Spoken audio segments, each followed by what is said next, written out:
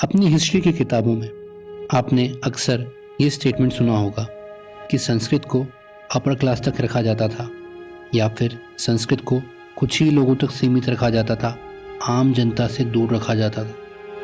उसके पीछे एक स्पेसिफिक रीज़न था और आज हम उसी पे डिस्कस करेंगे कि कैसे संस्कृत सिर्फ एक लैंग्वेज ही नहीं है, एक वेपन है, एक माध्यम है जिसका अभाव ही कास्ट सिस्टम का कारण बना और जिसको जीत कर ही हम कास्ट सिस्टम को अब देश से काफ़ी कम कर सकते हैं। सो दोस्तों, इन सब की शुरुआत होती है कुछ समय पहले मैंने संस्कृत संभाषण में भाग लिया और मैंने रियलाइज़ किया कि संस्कृत एक काफ़ी स्ट्रक्चर्ड, साइंटिफिक और आर्टफुल लैंग्वेज है और हमारे बिलीव के अपोजिट इस सीखने में इतनी डिफ़िकल्ट भी नहीं है जैसा कि बताया जाता है। और मेरी जिज्ञासा संस्कृत को जानने के प्रति और बढ़ती गई और मैंने रियलाइज़ किया कि कई बार तो बातें काफ़ी डायरेक्ट और सिंपल होती हैं, बट आज तक जिन लोगों ने भी हमारे लिए उनका अनुवाद किया वो काफ़ी कॉम्प्लेक्स या गलत कर दिया।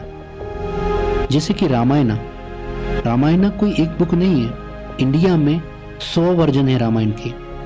और वाल्मीकि रामायण, जिसको हम असली वाल्मीकि रामायण समझते हैं, उसको भी असल में बहुत सारे सोर्सेस से डाटा कलेक्ट करके इकट्ठा करके एक कंप्लीट बुक बनाई गई है। इसलिए आप अक्सर लोगों को देखेंगे, इतिहासकारों को देखेंगे, वो कहेंगे कि बालकांड और उत्तरकांड रामायण में बाद में जोड़ा गया। सिर्फ यही नहीं, पूरी रामायण भी आप देखेंगे ना, पहले मौखिक रूप से आगे बढ़ी, फिर अलग अलग जगह से मौखिक और लिखित प्रमाण को मिलाकर हमारे पास एक रामायण बनी। उस समय कुछ लोगों ने सोचा कि हम संस्कृत को अपने तक ही सीमित रखेंगे, क्योंकि एक तो उस समय शिक्षित लोग भी उतने नहीं हुआ करते थे, तो शिक्षा ही जब कुछ लोग लिया करते थे उसमें भी लोगों ने इस पावर को अपने पास रखा। एक बात ध्यान से समझिए, आज हमारे पास कॉन्स्टिट्यूशन है, पर उस वक्त हमारे पास कोई कॉन्स्टिट्यूशन नहीं था, तो धार्मिक ग्रंथ ही हैं। यही बहुत बड़ा सहारा थे कॉन्स्टिट्यूशन का और मॉरल प्रिंसिपल का। सीडो कॉन्स्टिट्यूशन आप समझ सकते हैं। तो इसीलिए जिसका संस्कृत पे कंट्रोल उसका धार्मिक ग्रंथों पे कंट्रोल, जिसका धार्मिक ग्रंथों पे कंट्रोल उसका लोगों पे राज। इसी प्रकार पंडित एक जाति बन गई और अलग अलग जातियां बन गई, क्योंकि सबको अपना अपना कर्म, अपनी अपनी पावर को सेफ रखना था। आज जिन किताबों को हम अपने ग्रंथ समझते हैं, ये पूरे कालखंड से कई बार मॉडिफाइड हुए हैं और सिर्फ मॉडिफाइड हुए हैं कुछ टाइप की जातों को, कुछ टाइप की क्लास के लोगों को फ़ायदा पहुंचाने के लिए। जो नहीं कर पाए वो शूद्र रह गए। तो दोस्तों, अगर आप आज के समय में देखेंगे, अगर आप ध्यान से देखेंगे कि संस्कृत का प्रयोग इतना नहीं है, लेकिन फिर भी हमारे शहरों के नाम, बच्चों के नाम, जगहों के नाम, मूर्तियों के नाम संस्कृत पे आधारित है। इनडायरेक्टली संस्कृत का आज भी काफ़ी प्रभाव है और पूजा पाठ में तो खासकर। और अगर आप इस बात को अगर समझते हैं तो एक सिंपल सी बात समझिए, आज के समय आपको एक पुजारी की ज़रूरत क्यों है? क्योंकि वो मंत्रों का उच्चारण कर सकता है। अगर आपको भी संस्कृत आती हो तो आप भी खुद के लिए पूजा कर सकते हो। अगर आप संस्कृत खुद से सीख लें तो आप खुद के लिए पूजा कर सकते हो। आगे बढ़िए, साइंस सीखिए, डेवलप करिए।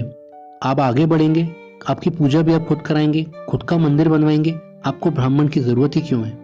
आज के समय जहाँ भाषाओं का स्तर इतना गिर चुका है, आम लोगों में गाली गलौच में बात होती है, आप अपने निजी जीवन में संस्कृत को लेके आएंगे तो आप उस लैंग्वेज को लेके आ रहे हैं जिस पे पूरा धर्म आधारित है। साउथ इंडिया में अन्य भाषाएं जो कि बहुत पौराणिक है, संस्कृत जैसी ही, पर जो हिंदू धर्म वर्क करता है वो उन ग्रंथों पे करता है जिसमें बहुत सारा संस्कृत है।